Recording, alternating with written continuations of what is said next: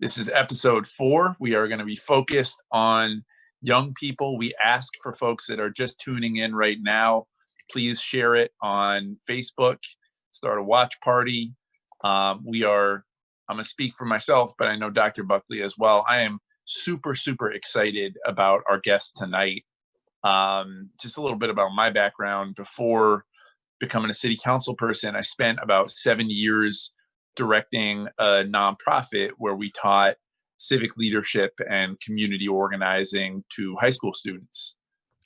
Before that was a public school teacher in South Baltimore and Curtis Bay, and before that taught in West Baltimore and Sandtown, Winchester.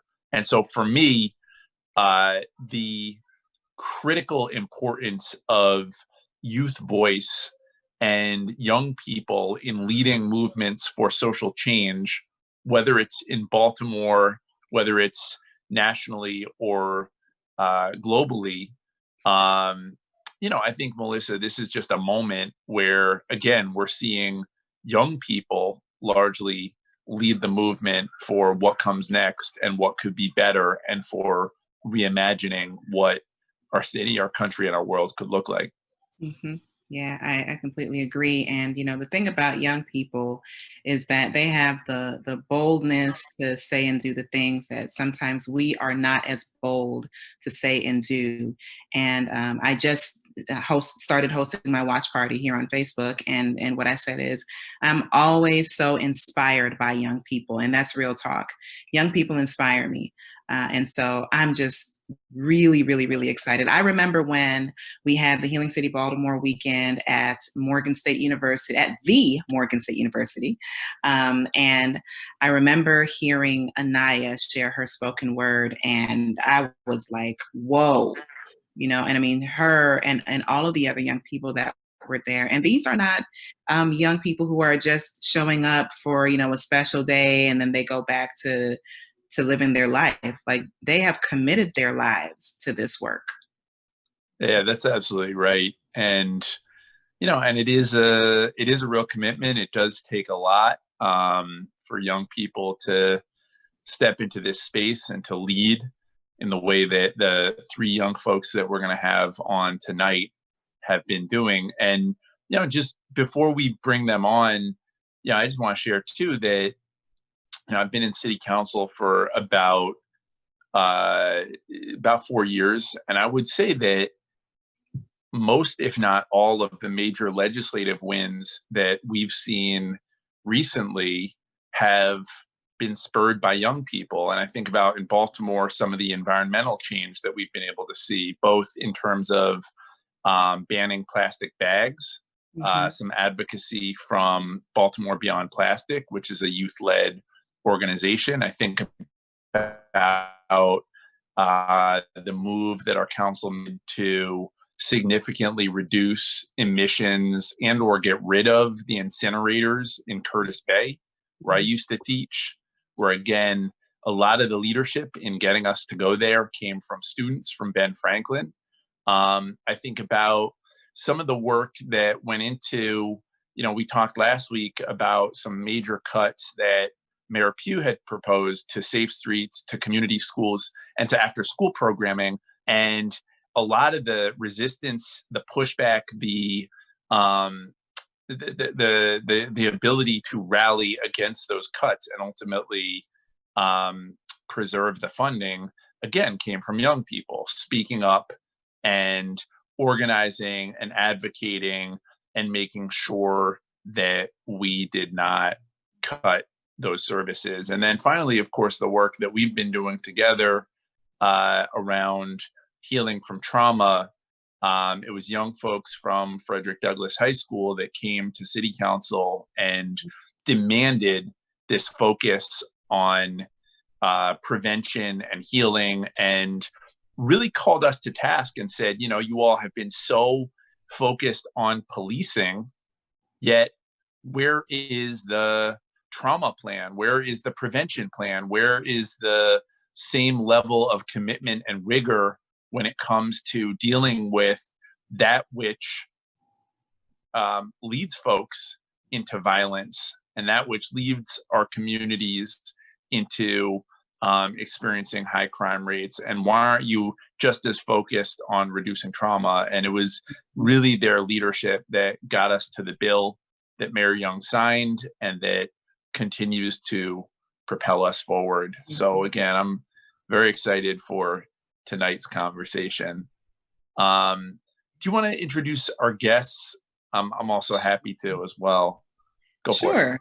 Sure. So we have three dynamic young women, and let's be clear, young women are not the only youth leaders here in Baltimore. If we could have hosted all of the youth leaders, we certainly would have done that. But these are the three that we have with us tonight. We have Miss Anaya Taylor. And she is a youth leader who just a month or so ago organized a youth march here in Baltimore City where there were over 1,000 people in attendance. You heard me correctly, 1,000. This is what young people do here in Baltimore City. We also have Yoshi. And I gotta say real quick on that youth march, it was powerful. I was there. I was not able to see Anaya. She was in the front. I was like way in the back.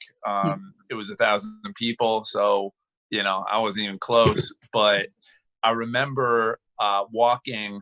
It was hot, and when I got there, it was probably like, I don't know, maybe like 150 or so folks. I mean, it was still pretty packed. We were in this little square, but then I start looking around and all of a sudden it's 300 and then it's 400 and then it's 500 and people just kept on coming. And to me, what was most powerful about it was just seeing all these, I mean, it was really the best of Baltimore, like all these people from all these different worlds and different communities coming together to support young people in their call for justice. It's just a really, really powerful thing. And then ultimately it being over 1,000 people and marching together to City Hall. It was really incredible. Sorry, I didn't mean to cut you off. No, But that's gotta perfect. hype Anaya a little bit. Most definitely, most definitely. And so next we have Yoshi Valenzuela. How did I do? How did I do? Did I do it well? Yes. Yoshi is a youth leader, and she is one of the leaders in SOMOS. SOMOS stands for Students Organizing a Multicultural Open Society. And that speaks to me on a personal level because, I am not from here. And so if I were a young person here in this city, I would have definitely signed up in this organization just so I could be down with Yoshi and Aaliyah.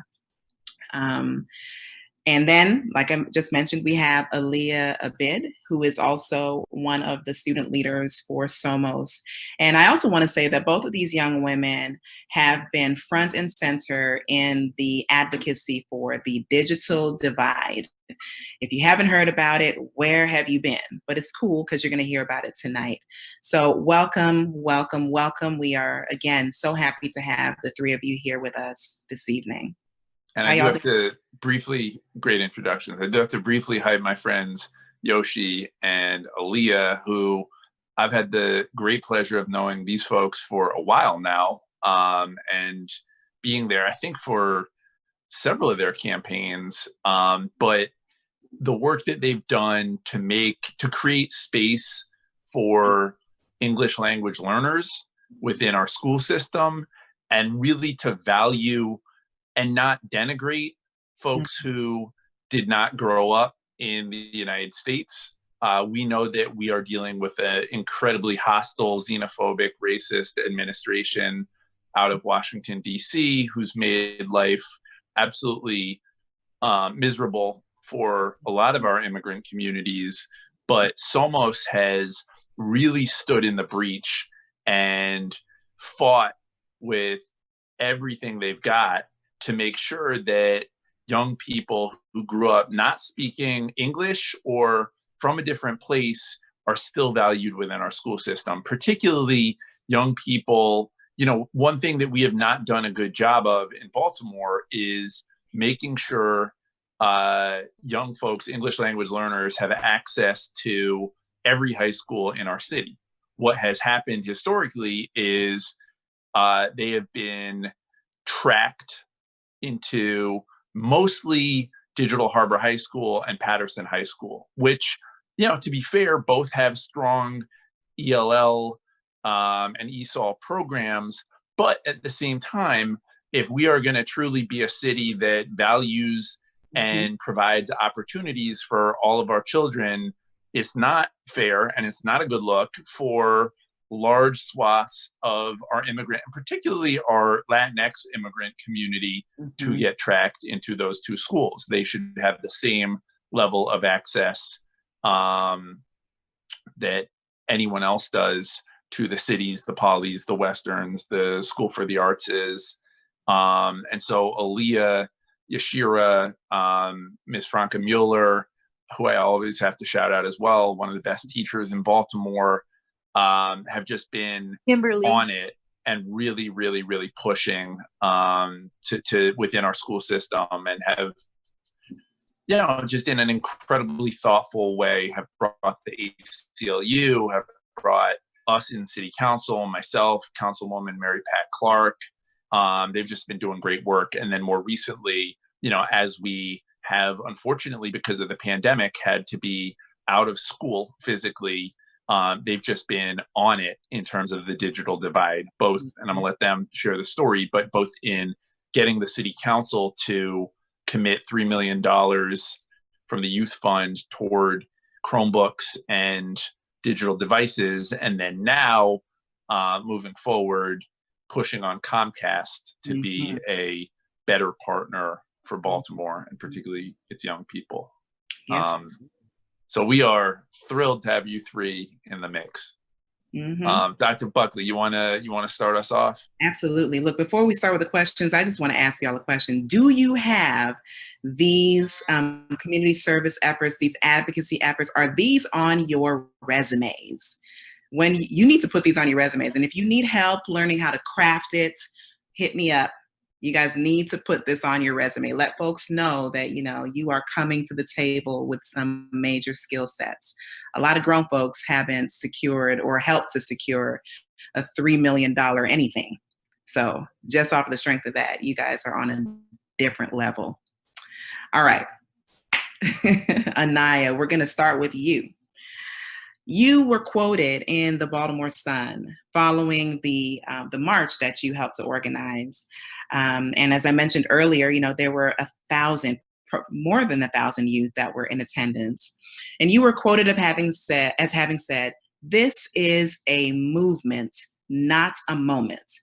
Help us understand what you meant by that and why the voice of youth leaders is so critical in this era of civil unrest. Yeah, so hey guys, how are you? Before I get into that, I just want to commend Yoshi and Aaliyah.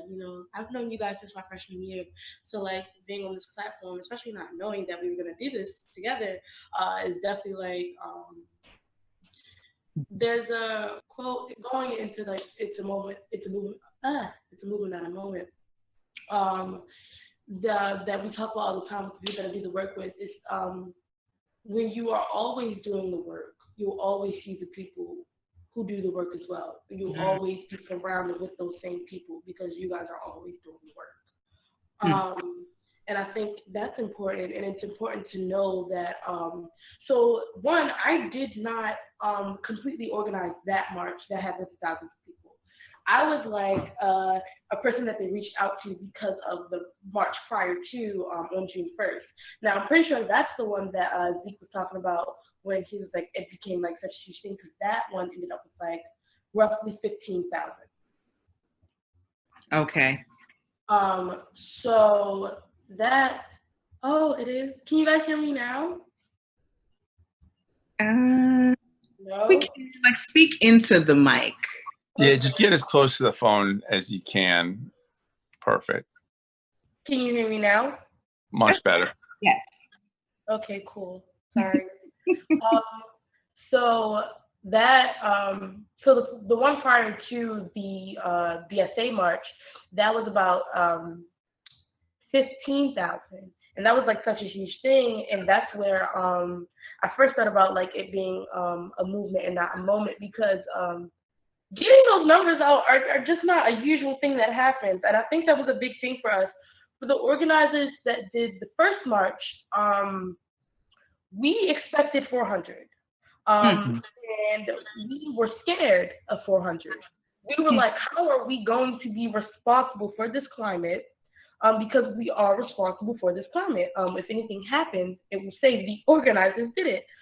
So once we realized that we got to 400, we were just like, okay, you guys. And then the first time it hit 1,000, when it first hit 1,000, we were all like freaking out, and we did not know that this would happen.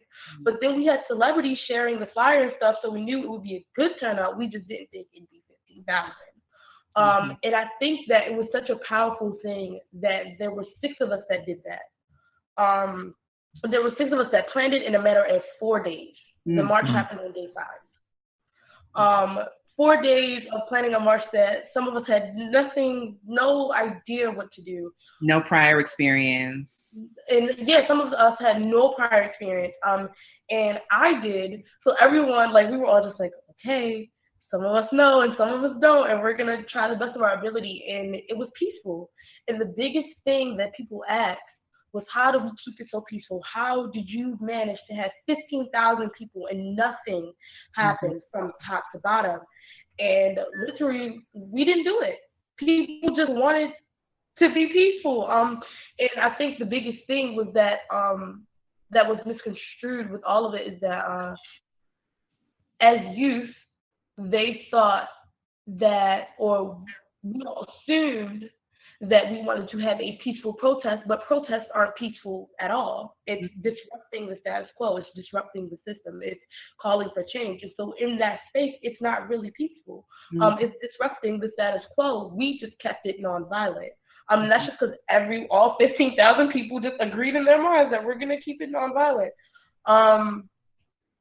And apparently, answering your question, Leah, is that there are planes and drones that overhead any type of event that do the counting and stuff like that. So they'll announce on the scanners or whatever the case may be how many it is as it keeps getting larger and larger. And so that's how we found out.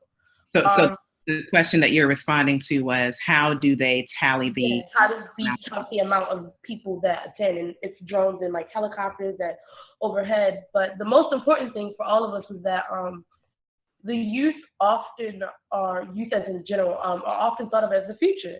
And parents will say, yes, baby, you the future, you gotta. And we are, but we're also the now, and we were also the past. And I think that a lot of times we don't really know that the protesters, like the people who came before us, were young. Martin Luther King and Malcolm X and all, they were considered young men, like even in their 20s and 30s. So us being able to do this is such so paramount to the time that we are now, and it's such a crazy thing to think about, the fact that we have that power. And it's because we've manifested that, and we said that we're gonna have the power to do it, and we did. And I think that's the most important thing, is that now people are finally listening to everyone. And I feel like, the youth are the most progressive in a sense. And so I'm really excited. This year, Aaliyah almost got $3 million put into so these things are things that have not happened before. And the fact that we in Baltimore have that power in such a negative climate is so important. It's so important. And that's why I commend you guys so much, because $3 million, getting that, I appreciate it. So yeah. So on that note, Anaya, could you just share a little bit in terms of that march, sort of what you all were, and I was there too, so me as well, but what we were all protesting for and against?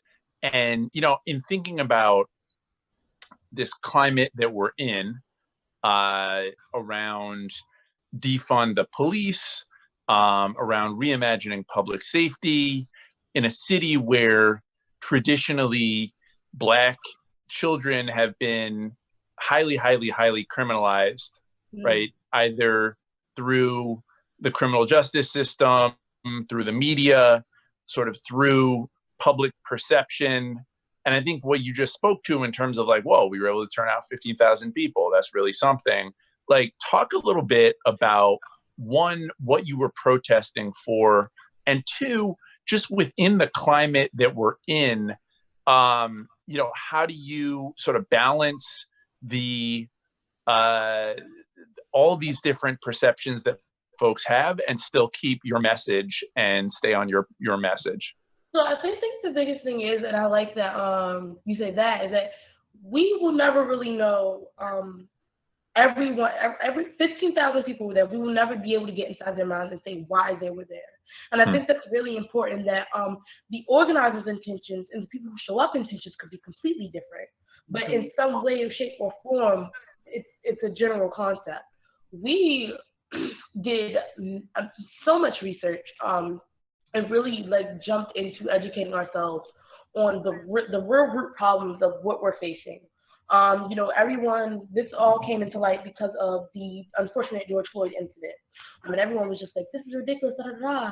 And I like to say that it started with a text message, because that's how we curated the protest. Is a friend of ours, who we're all poets, and she texted the poetry group chat, and she was just like, I want to do something, like, this is ridiculous, like, this should not have happened.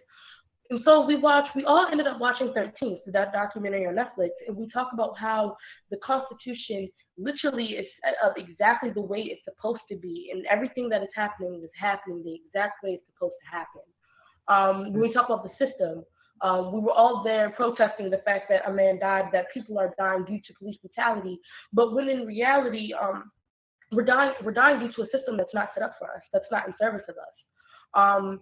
And when we watched 13, and we all did it on a separate thing, and I watched it like twice, because it was so crazy how you look at just the 13th Amendment alone, and it says right in the clause that we all have this freedom unless you're a criminal. And so then the criminalization of and literally saying that, like, if you're a criminal, you are a slave. You're a slave to the system. You're a slave to the prison. You're a slave to the public. And within the system, when you get out of the system, you'll never have the opportunities that you could have had. And we already have as Black people, we already have the bare minimum of opportunity as well.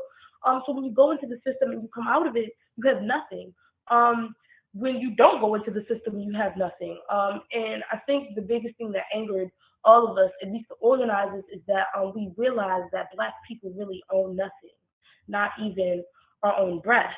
And how that how we discussed it, or how we really wanted to shed light to it, was stating that this isn't about just racism. It's about the power dynamic that these people in power have to be able to say that we are slaves in a prison system, that we are permanent second-class citizens. And so that was the biggest thing for us, is realizing that police brutality happens because of the system that allows it to. And for all of these cops that say, oh, I'm a good cop, like, I want to change the system from the inside. And I see so many passionate people who go to college to become cops to change the system from the inside. But there's a quote, but I'm pretty sure it's by Audre Lorde, but I could be wrong. So it's roughly, you cannot dismantle the master's house using the master's tools. And that's a big thing that the youth would like to talk about, is that if it's a systemic problem, then you can't change it being one person from the inside. Like, it's literally not how it works, because even when you step out of that place, when you step out of that building, when you step out of that uniform, you have no power anymore, especially when you're Black, especially when you're especially when you're Black. Like, when you step out of that uniform, you have no more power that you thought you had when you were inside of the building. Wow. You've said a lot, and it really, and I love the fact that you even included Audre Lorde. She's one of my favorites. Yeah. But what I'm gathering from what you're saying is that, you had no choice but to be a part of organizing this march, because silence is what? If you're silent, then you're complicit.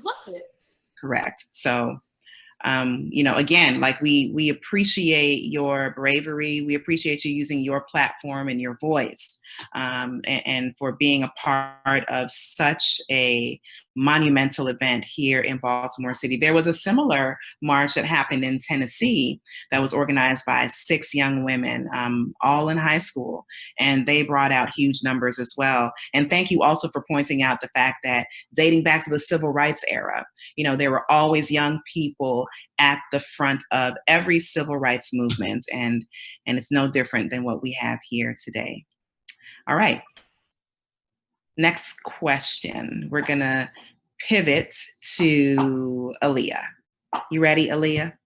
All righty. So you are one of the leaders of SOMOS. Again, SOMOS, for those who are just joining us, is Students Organizing a Multicultural Open Society. And this is a student organization at Baltimore City College High School, and it's for mostly Latino students. Help us, Aaliyah, help us to understand why SOMOS and similar organizations are so critical here in Baltimore City. Oh, first, well, thank you for introducing me. I'm Aaliyah. Yes, hi. And first, I'd like to make the point, it's not just for, Latinx students. I'm not Latina, but my family, you don't even have to be from an immigrant background to join, but primarily it's about immigrant communities. But back to your question about why it's so important for organizations like ours to exist and act in the city. We come from, even though we may not be, sorry if the lighting is weird, even though we may not be the most powerful in the city, we have the resources and we're able to network. We have the courage to speak up, to bring attention to certain issues, because in reality, not everyone has the resources to come out and protest or meet with government officials or this or that. And if people aren't there to educate or bring attention to certain issues, then progress is so much less likely to happen, and progress is going to happen way more slowly. But when you have organizations like SOMOS or anything, right? Any organization, young people or older, they are there to highlight the issues, because only really I could say the most people generally don't know, they can't know about every issue in their city. They can't know that specific communities face these different problems.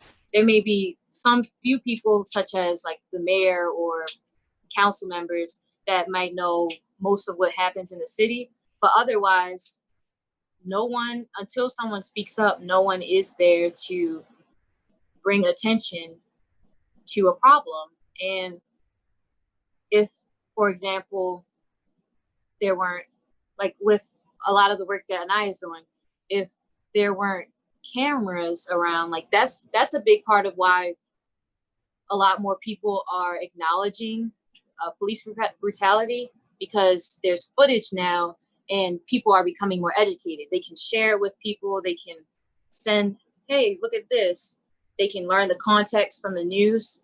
Whereas in the past, without that information, it's just word, or under the rug, right? It's only within the Black community or the Hispanic community or whichever community, Italian, whoever.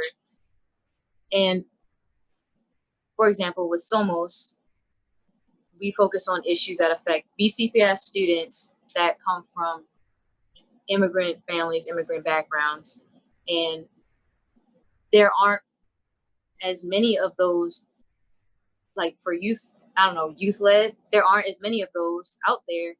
And without groups like ours focusing on this group of people, there are issues like Zeke Cohen mentioned, like the issues of lack of opportunities when it comes to high school choice. The issues would not be addressed, because especially when you're new to a country or environment, you are not as comfortable. It's just natural to not be as comfortable speaking out, saying you should change, because it's a feeling of, if you're in someone else's house, right? You don't want to ask them or tell them, hey, smoking in the house, I don't really like that. You're less likely to say that. You might if you have the courage, but you might not, because you feel like it's not your place. And we have the level of comfort enough to use our resources, our teachers, council members, great council members, and our friends, our neighbors, to ask them for support, to ask them to spread the word, we have the time. Well, I mean, we make time to meet with these different people. Like, you can't expect everybody to even have the time for certain things. So that's why it's really important that groups like us exist, so that these issues actually get acknowledged, addressed, and change can be made. And I gotta say, on that note, Aaliyah, one of the sort of ironies over the last couple of years, I represent District 1 on the city council, which is Southeast Baltimore, which is a community full of immigrants and has been for a long time, whether it's Greektown and the Greek population, whether it's Little Italy, the Italian folks, whether it's Fells Point, and the Polish, the Ukrainian, in the last 15 or so years, folks from El Salvador, Honduras, Guatemala, Mexico.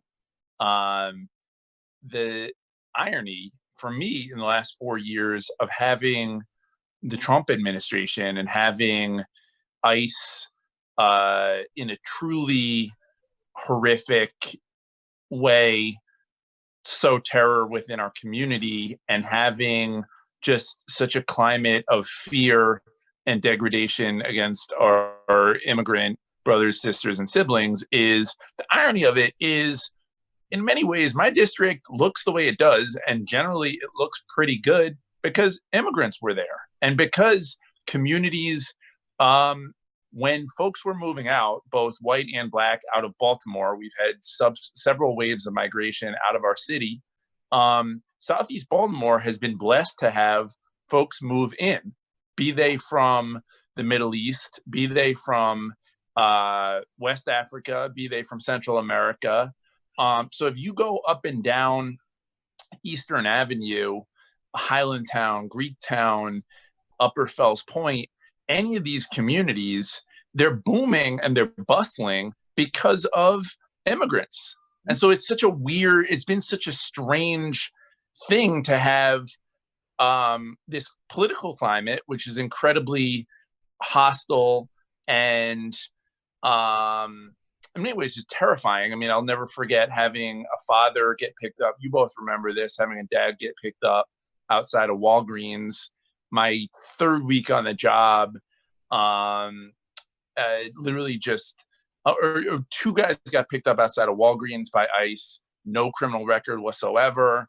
And then a week after that, a father dropped off his child at Hampstead Hill Academy, and at 9 a.m. in the morning got picked up by ICE and sent to a detention center and was ultimately deported. Just the level of terror and trauma that caused within the community is just profound. And yet you all at Somos and so many other folks have really been such a force for good and for light within our city.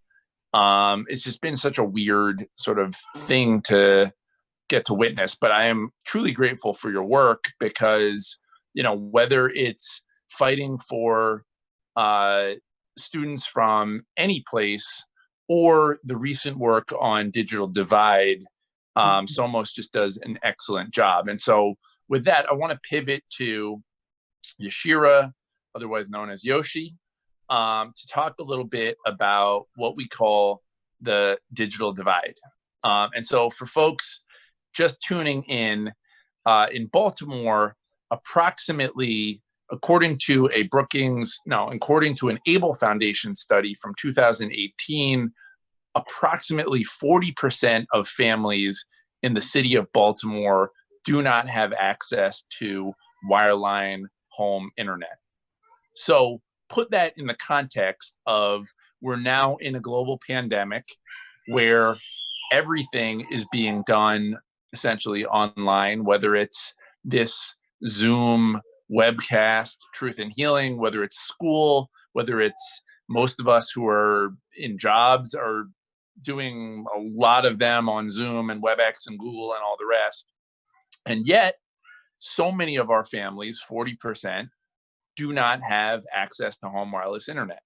And if you look at the geography of who does and does not have internet access, it is very similar to some of the maps that were used to redline Black and brown people and force folks from being able to buy homes and get credit in East and West Baltimore. It's what Lawrence Brown calls the black butterfly. Folks along the White L tend to have access to internet. So that is what when we say digital divide, I think it's important for everyone to understand that it's not just like this neutral thing that we woke up and some folks didn't have internet, other folks did. It is truly a product of racism and white supremacy, and is a product of policies, housing policies, education policies that led us to this place. So, Yoshi, you all have been leading the movement and the fight to close the digital divide in Baltimore. Two questions for you. One, can you describe, just from a student perspective, what you hear from your peers, what it's like for young people trying to learn, trying to get an education, which they are guaranteed by the state constitution, what it's like to have to deal with either not having a computer or not having full access to internet? That's question number one. And then if you could describe the work that Somos has been doing in partnership with the Digital Equity Coalition, with all these different groups, with the city council, to try to close the digital divide.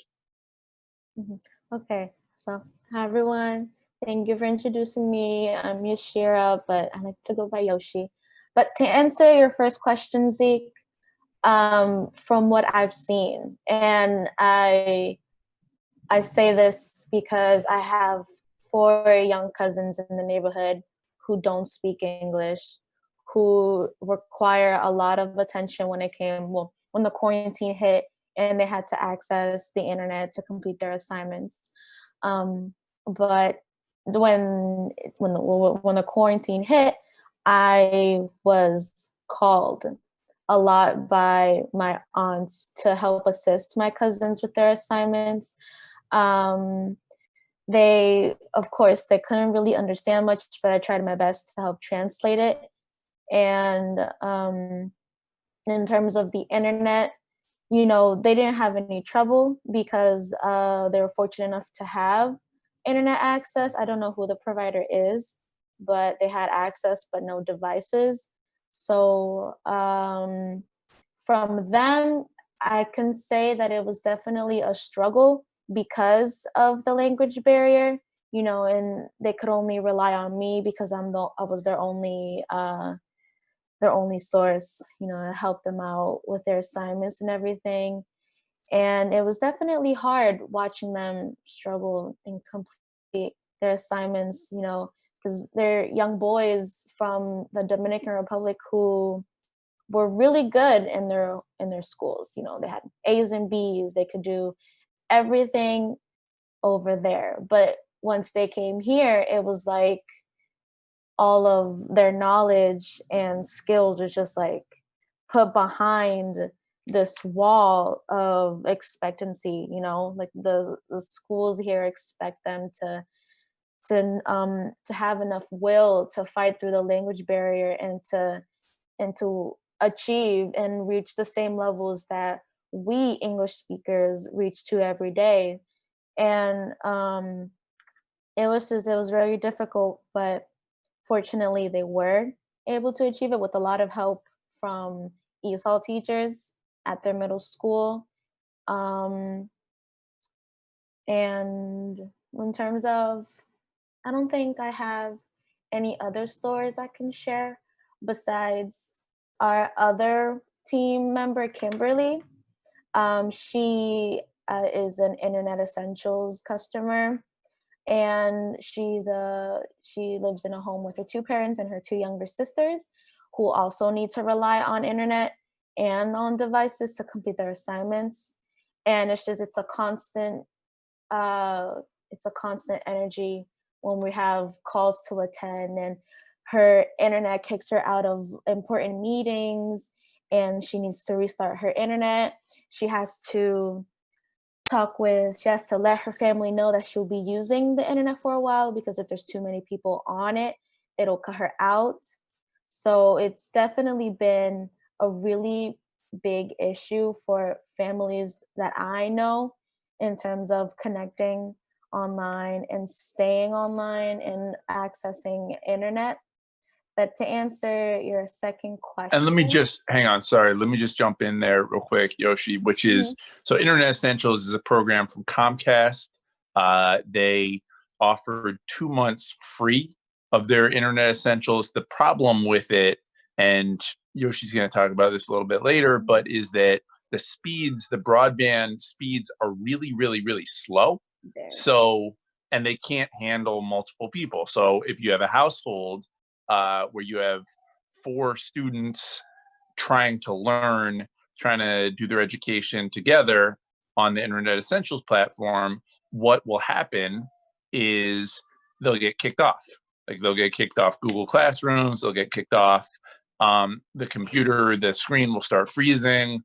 It just doesn't support learning.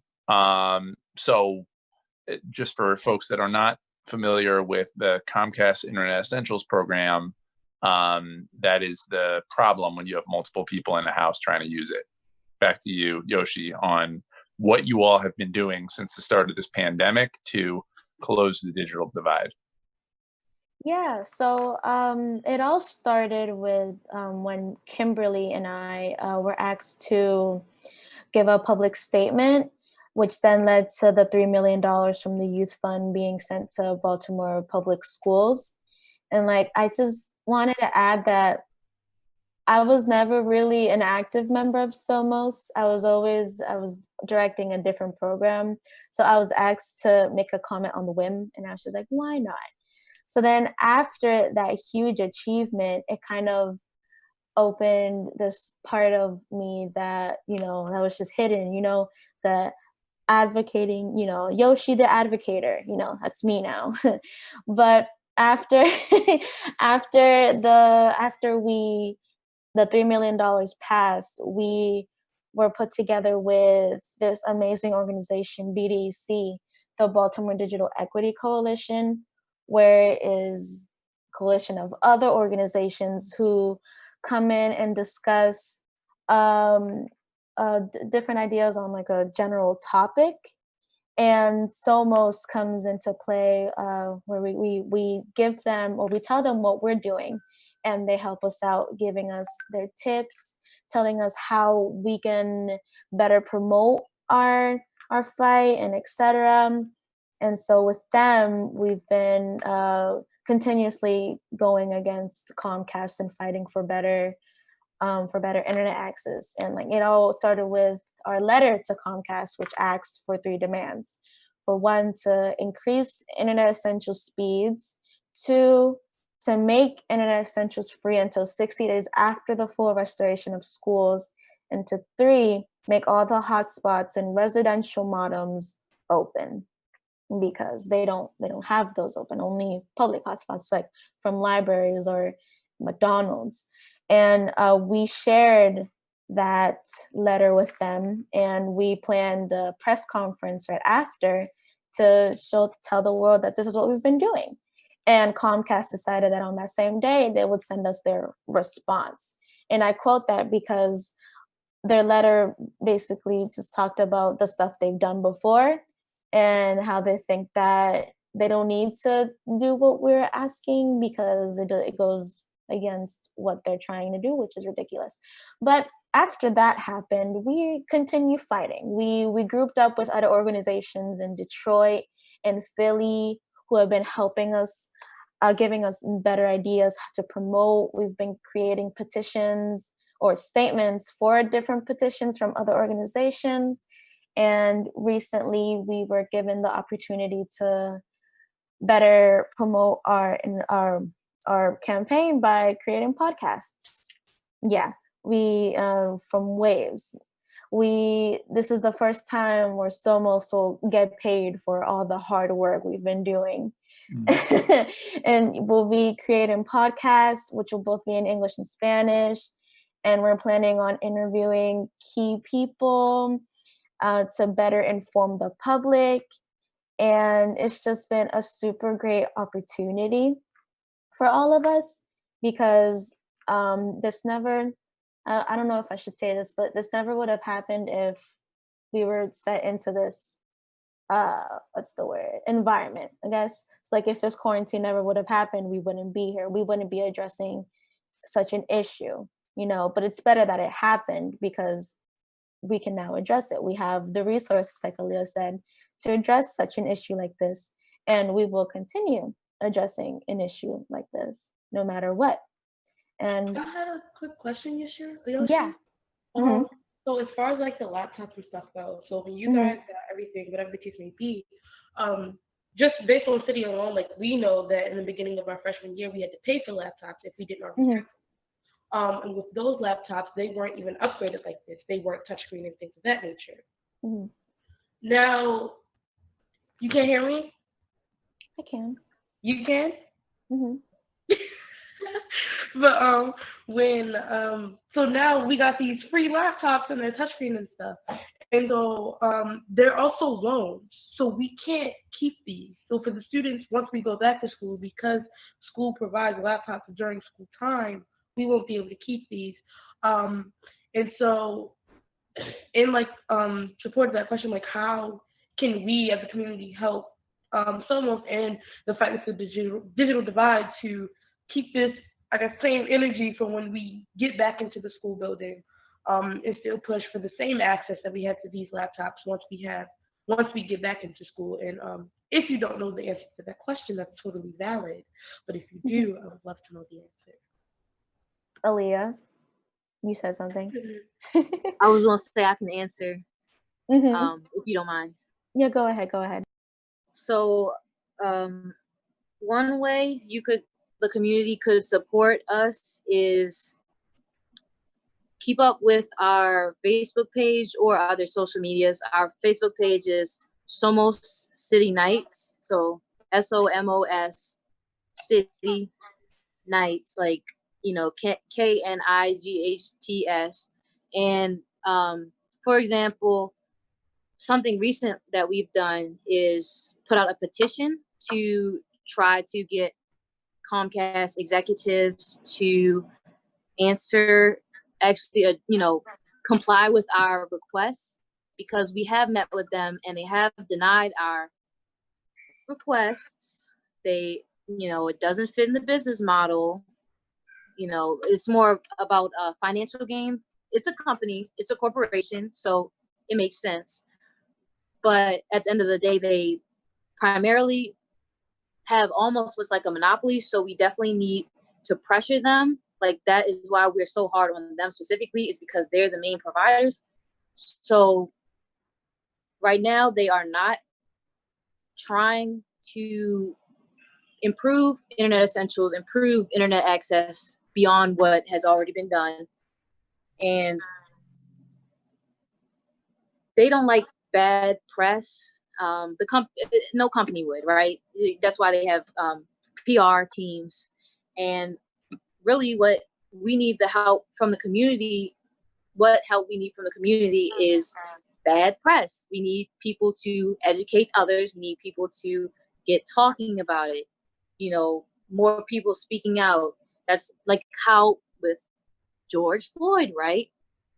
If it were not for people speaking out and showing so much outrage, nobody would care.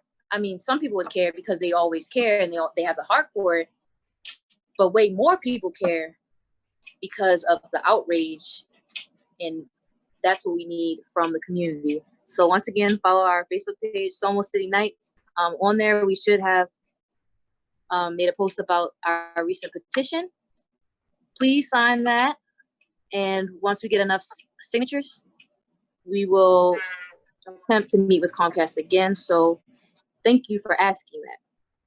And I'll also just say on that note, I was in the conversation with some of the SOMO students and Comcast, and it was some of the both their Comcast legislative team as well as one of their vice presidents, and I don't think they were prepared for how serious the students were, and just the level of research and rigor and analysis that went into their advocacy and to that call. And to me, it speaks to a dynamic where, adults in positions of power often don't trust that young people are going to come correct and until they're proven wrong, which they were.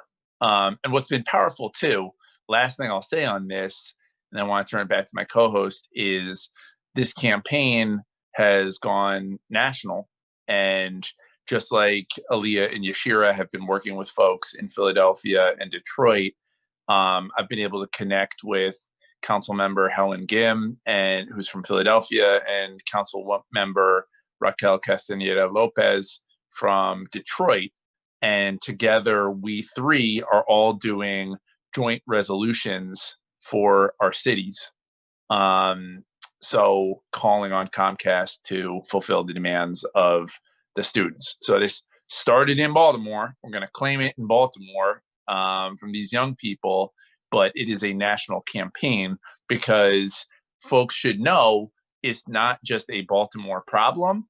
This lack of access to internet, this digital divide issue is plaguing poor and Black and brown communities across the country. It's plaguing Appalachian communities. It's plaguing poor rural communities, and it's plaguing cities. And so Comcast and other major internet providers really need to step their game up, and that is what we intend to say together. And we've also been working on an op-ed, to your point about bad press. And look, we appreciate that they did the 2 free months of Internet Essentials, but it's simply not enough for students across this country who need and deserve better. I'd also like to add that we'd also make sure that all this work is focused on us youth and that the youth are the ones leading it, especially after our first meeting with Comcast. They came in contact with the BDC and requested they have meetings with all the older adults without the youth. They wanted to go behind our back and communicate all this information without us. And we were so lucky to have such supportive people when they shut it down. They were like, no, if you want to communicate with us, we want the students here. And if you want to be a part of our organization, which is what they said, that they want to keep working with us, you will not have as much power as we do. You will only read the notes after the meetings are over, but you won't join it. So that's always been the goal, to make sure that all of this work is youth-led, because that's what matters. Also, I'd like to add on to this sentiment, really quickly.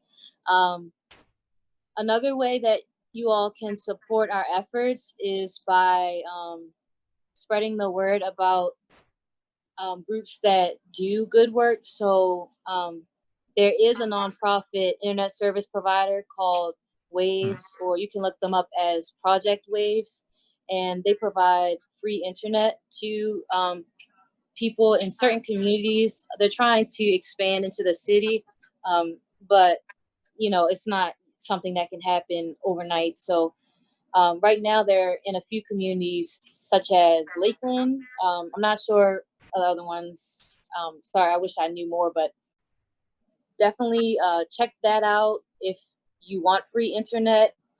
Tell people that are in the areas, you can look into it yourself, and see which areas they, will operate in. But definitely, bring attention to groups that are doing good, inform your friends, inform people living in these areas, or people that know people living in these areas that might need internet.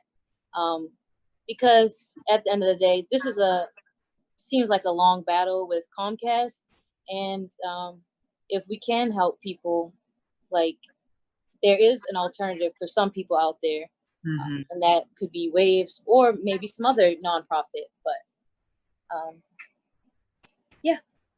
Thank you for that. Do you guys have links that you want us to share so that we can be better informed? I did put the Somos nights in the chat box. So if you are able to pull up the links real quick, that would be really helpful.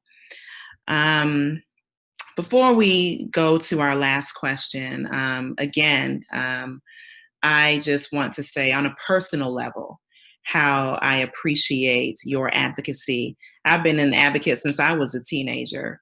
And to see you as young women doing your thing, it makes me feel an immense sense of pride. And, Aaliyah, when you use the example of when you were speaking about immigrants, and you use the example of if you're in somebody's house and they're doing something that you don't like, smoking, you may not speak up on it because you're not in your house. I know exactly what that's like, right? I'm fortunate in that I am from a country where English is my first language.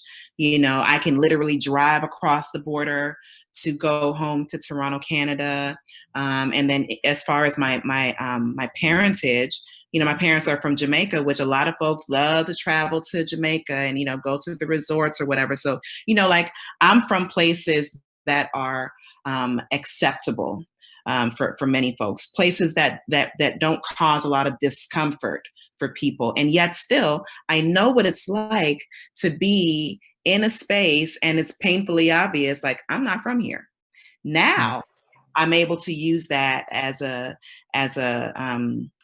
a piece of dialogue. Like I'm brave enough to say, actually, I'm not African American. I am Black. I was born in Canada. My parents are Jamaican. And for me, that makes me proud. But what about the people that don't have the voice? And that's why Somos and other organizations like Somos are so critical for me, in this movement here. And then as an educator, I know from experience that many of our students at Coppin and otherwise, throughout the city, when we transitioned to online learning this semester because of COVID, many of them struggled because they did not have internet access. And so your advocacy doesn't just help high school students. It doesn't only even just help college students. It helps this entire city. And thank you, Zeke, for pointing out that this issue is not unique to Baltimore City. This is a nationwide problem. And so again, I tip my hat to each of you for your voice and for your advocacy. And so our last question, were you going to say something, Zeke? Nope, you got it. Our last question, and this is our signature question that we end the show with. What, in your opinion, in your mind, when you dream, what does a healing city look like here in Baltimore?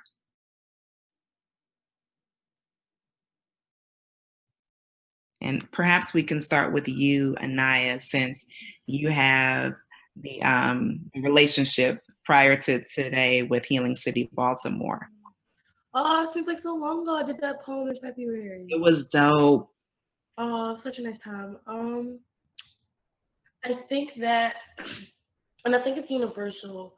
A healing city and even like a healing world is where everyone. And we talk about this a lot with the youth. Is it looks like everyone literally has the ability to choose. I feel like we live in a society. Well, we're all products of choices. Um, we're all products of choices that are made. Black people and working class are products of choices that were made for us. And we don't have the ability to be products of choices that only we make. And I feel like a healing city would one be the ability to choose, but also what we talk about is the ability to return to happiness.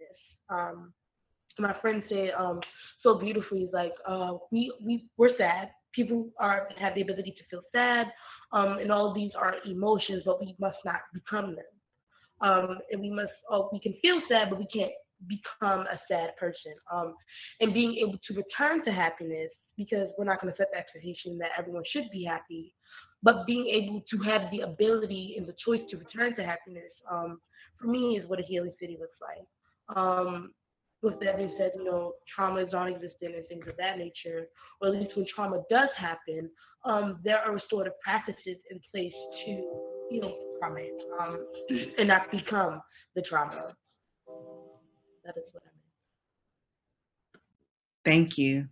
Thank you. Yoshi, Aaliyah, who's next?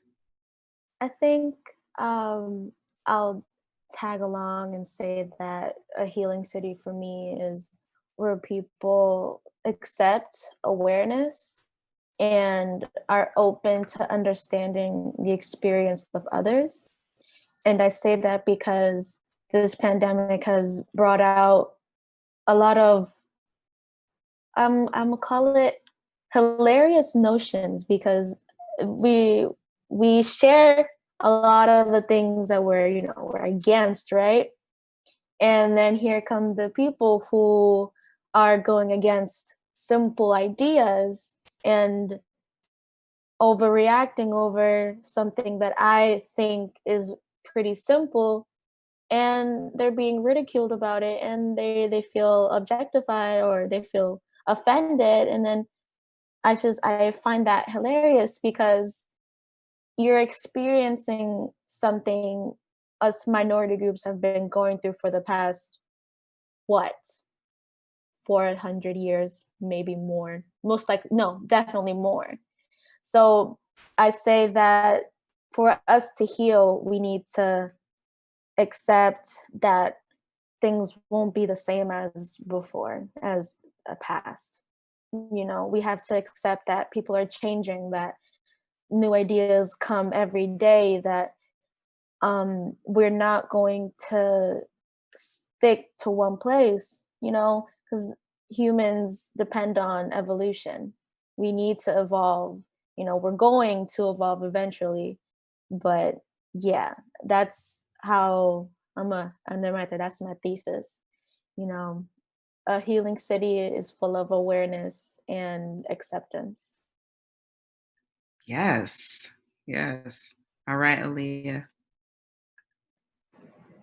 All right, so what my opinion of what a healing city would look like is, in an ideal world, it's an ideal situation, not necessarily realistic. People can have their different opinions on it, but my idea of a healing city is one where the respect in individuals is growing for self and for others.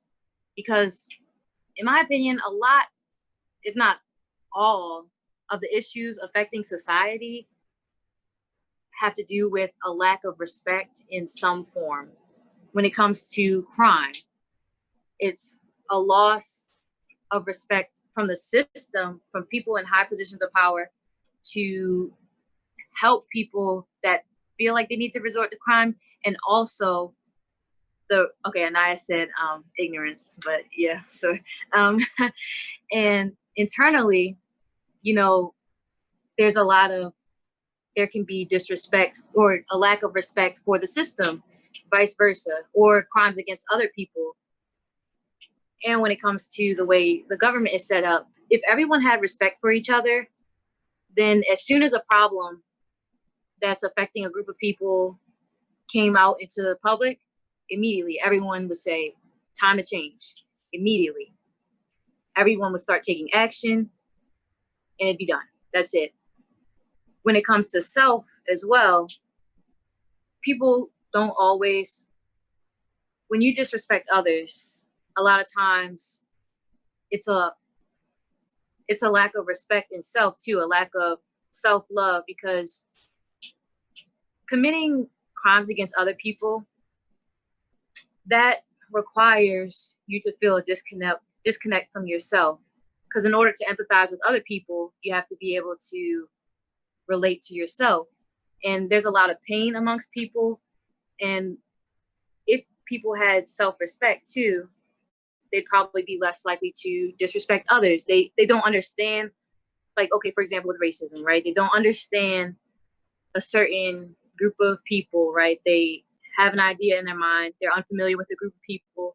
They're new, and they don't understand. They think it's a problem because a problem is already happening, and they see, oh, this problem started happening around that time that this group of people started coming into the area, and then, falsely connect the dots, when if they had, and then act on it too, act in hatred. And when you have self-love, you will not treat other people with disrespect, because you want to treat others how you prefer to be treated. And when people are racist to other people, or problematic, or just mean, right? Mean for whatever reason, it's because they're hurting. So, all that to say, in an ideal world, for me, a healing city would be one where everyone has respect for self, they have dignity for themselves to treat others with respect, and they have respect for others. And it just grows, and there's love, and people are able to appreciate each other's differences, but honor them. Mm. Thank you. I typed in the chat box the things that you all said a healing city Baltimore looks like, and I'll just share lastly what Anaya posted here. She said a healing city looks beautiful, and our healing city is beautiful because of you three and others who are just like you. So again, we thank you for being here with us on this evening. Again, big shout out to T Row and to the family tree. Don't forget that we will not be here next week, but we need you all to tune into that hearing next week, because that's really relevant. About the state of the schools and what things are going to look like in a few weeks when schools are supposed to reopen. So stay tuned, keep following the Healing City Baltimore page, and we will update you with the details of our 5th show. You going to say something, Zeke?